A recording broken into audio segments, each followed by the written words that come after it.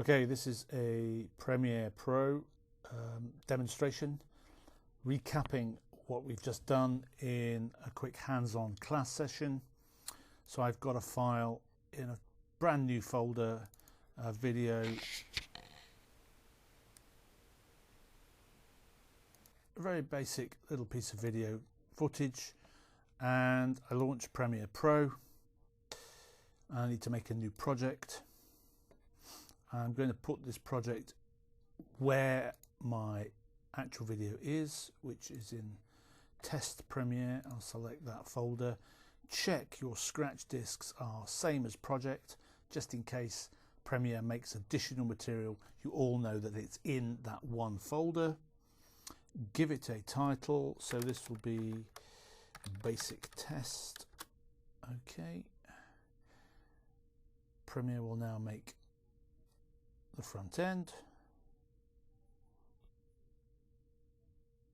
Blah, blah, blah, blah, blah, blah.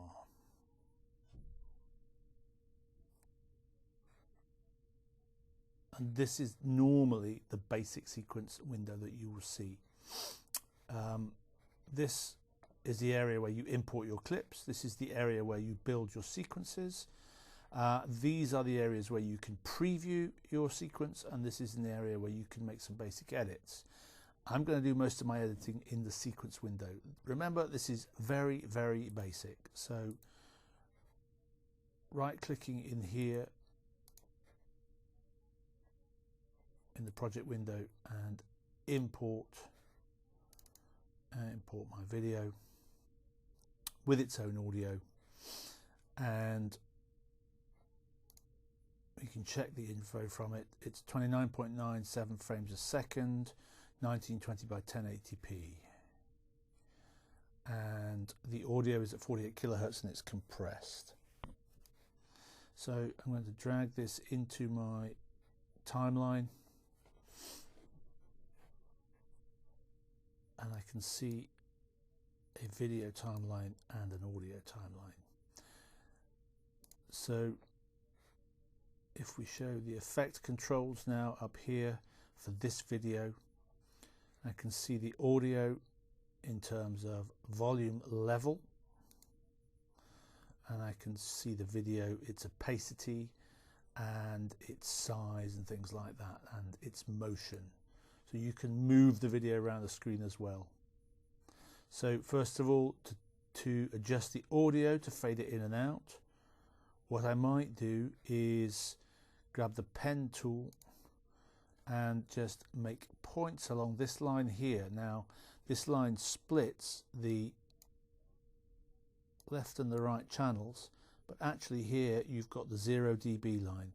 So if I click here, you can see the line moving, and you can see it's plus 2.33 dB or minus. You also note at that point I've made what's called a keyframe here.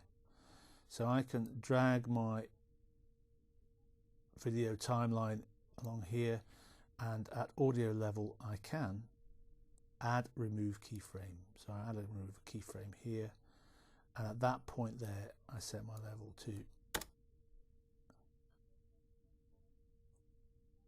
0. It moves up to 0 dB, so it starts from minus infinity. Oh, let me get rid of that one there, delete that, so I can move that there. And let's do it like that. This is exactly how Cubase works. So you can see it's made the same tracing as we've got there.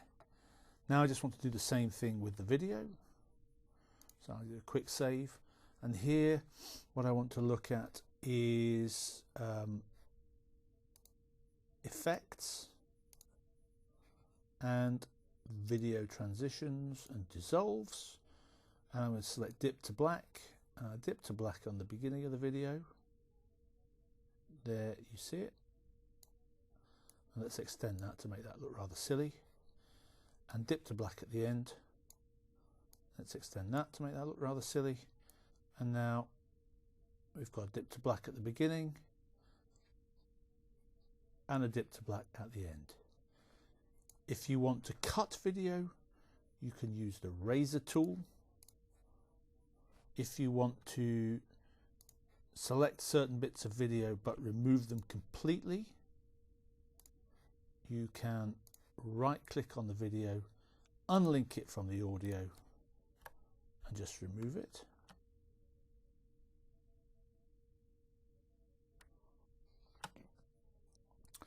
And now the other final thing we're going to do is add a title sequence. So under title, new title, default still. It's the same size as our original, at the same frame rate. OK. We write the title, something like that, My Office. The font's pretty terrible,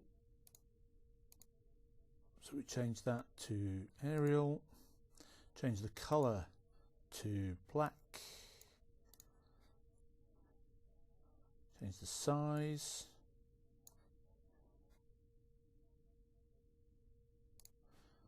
and that's now in your project items folder, and we can drag that to video 2. It has no audio.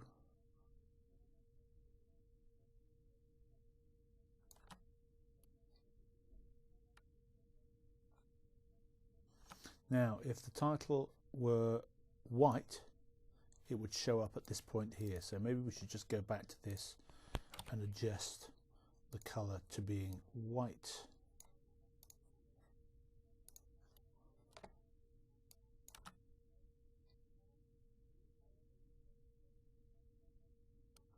And because the title has a transparent background, at this point you see both My Office video and the title.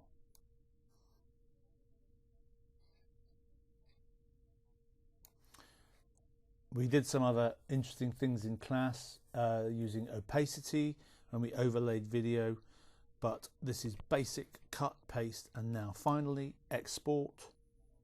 So File, Export Media. You want to select the H.264 format.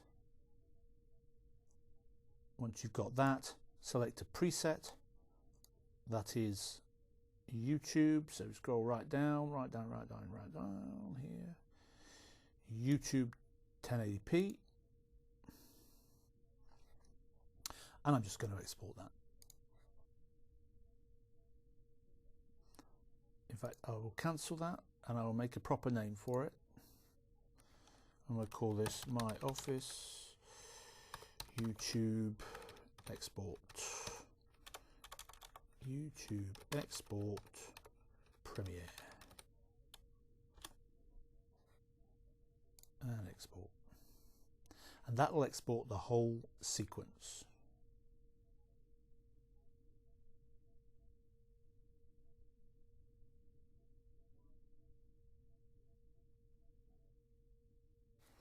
Just check that that's okay.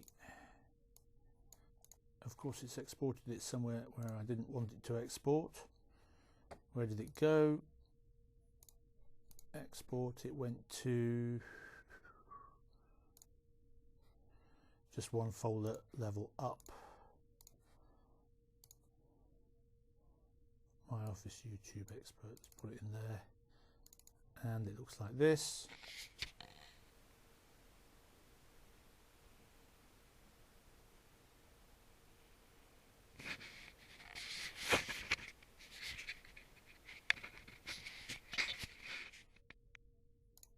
And that's exactly as we expected. I'll now upload that to my YouTube channel and we'll see what we get.